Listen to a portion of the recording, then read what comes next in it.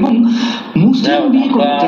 আমরা ইতিমধ্যে পিনাকি ভট্টাচার্যের সবকিছু জানলাম, তবে এইটুকু তো সত্য যে এটা আপনারাও জানেন, আমরা নিজেরাও জানি, সেটা হলো যে এই যে যতগুলো মব তৈরি হয়েছে বাংলাদেশে, 32 নম্বর ভাঙা থেকে শুরু করে যতগুলা মব তৈরি হয়েছে, প্রত্যেকটা মবের পিছনে কিন্তু এই পিনাকি ভট্টাচার্যের হাত আছে।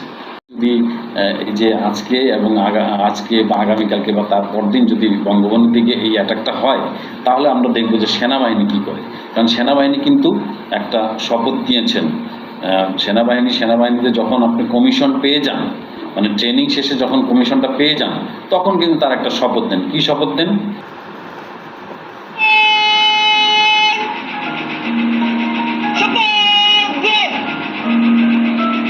আমি সর্বশক্তিমান আল্লাহর নামে সশ্রদ্ধ চিত্তে শপথ করিতেছি যে আমি গণপ্রজাতন্ত্রী বাংলাদেশ